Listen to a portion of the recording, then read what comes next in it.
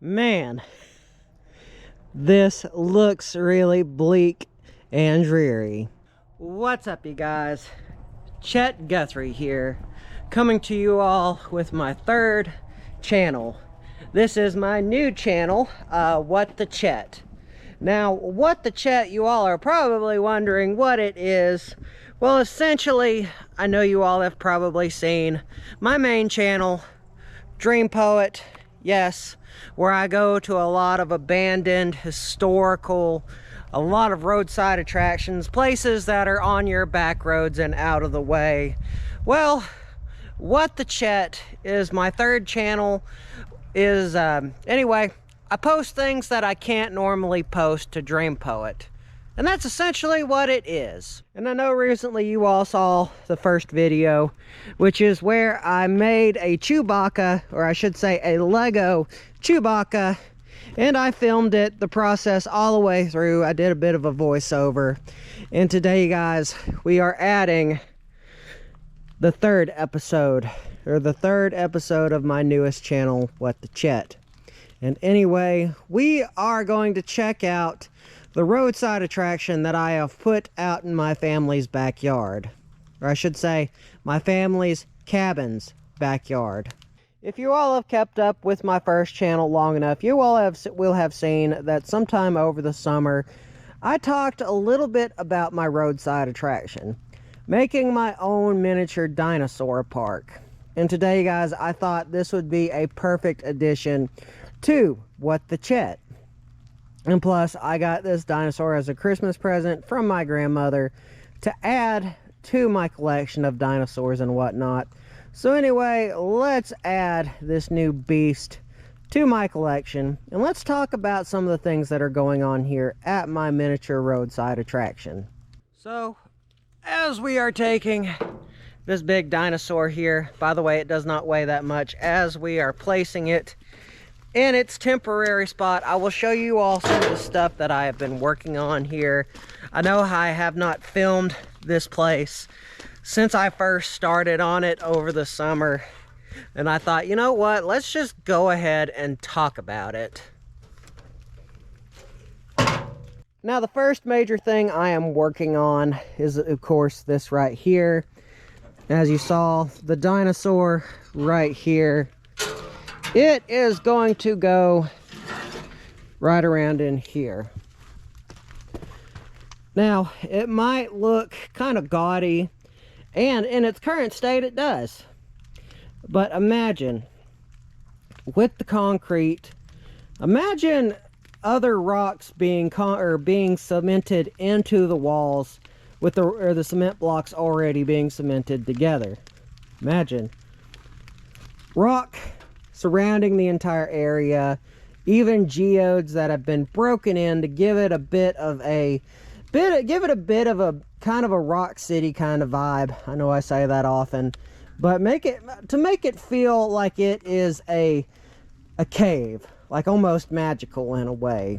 And after that, I'm going to be taking some dirt and I'm going to be putting it over these cement blocks, and I will be giving this somewhat of a cave a ceiling. And that is this big giant rock right here. I'm probably going to need another slab. I pulled this out of the river not long ago, and it's going to go right next to the one that I need. And I'm going to be taking a big metal rod that will probably last at least 50, 60 years, maybe even 100. And that is what's going to hold this big giant stone slab up, as well as the mud and everything else. But anyway, for the meantime, this is where my little buddy right here is going to sit.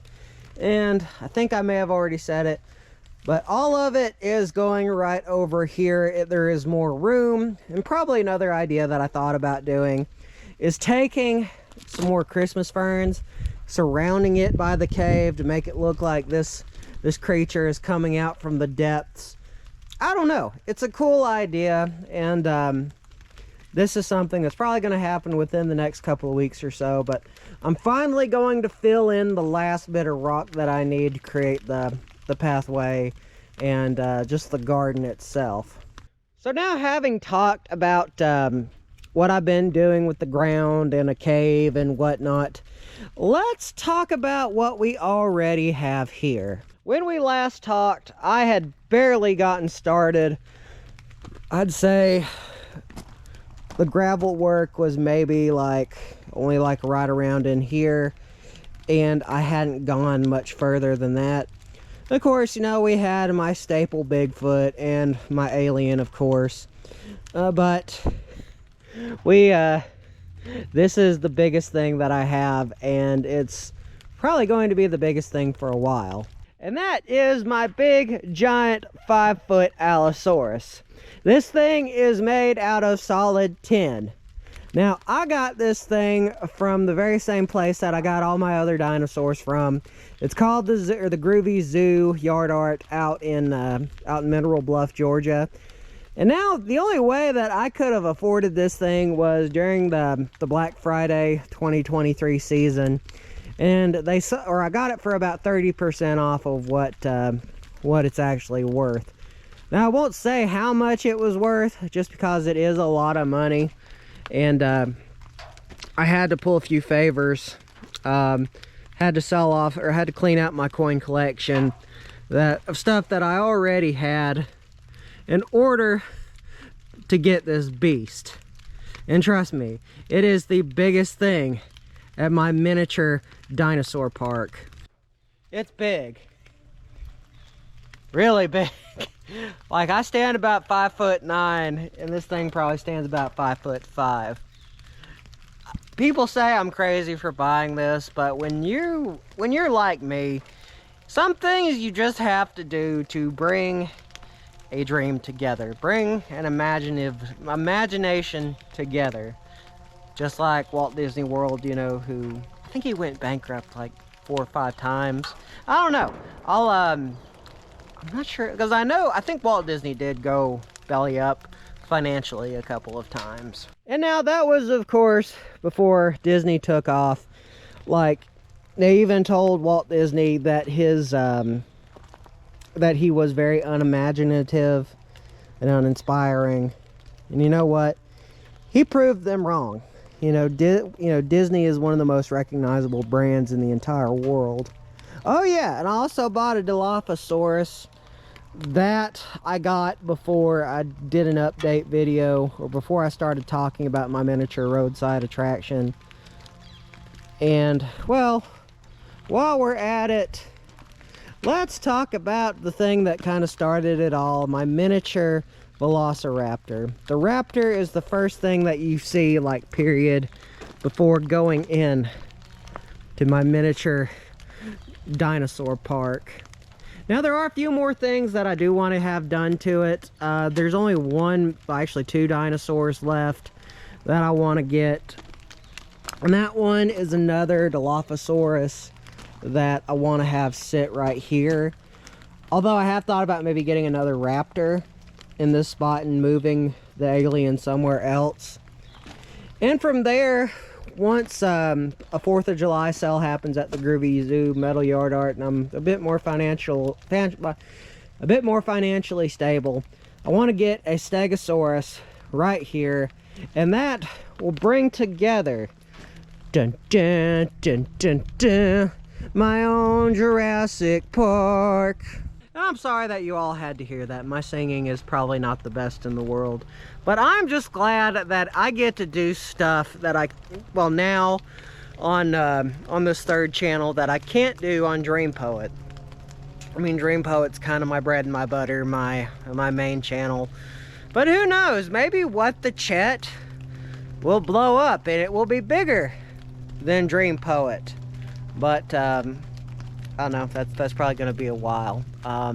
Anyway, guys, if you also like trading card games and other gaming stuff, I do have DPM Gaming that is actually 1 year older than What the Chet. I suggest you check it out. I mean, I do a lot of trading card game openings. I do a lot of Pokemon trading cards, Yu-Gi-Oh! Not really so much Magic the Gathering. I have thought about it. And just a few other trading card games that have really popped up and become popular over the last couple of years, like One Piece and Lorcana. I'm not sure how I don't know, Lorcana's got some controversy behind it that I'm kind of surprised about. But anyway, guys, remember, don't forget to subscribe and hit the bell icon. Always means a lot. Goes to show that y'all care and that y'all want to see more awesome content. So without further ado, this What the Chet vlog is done.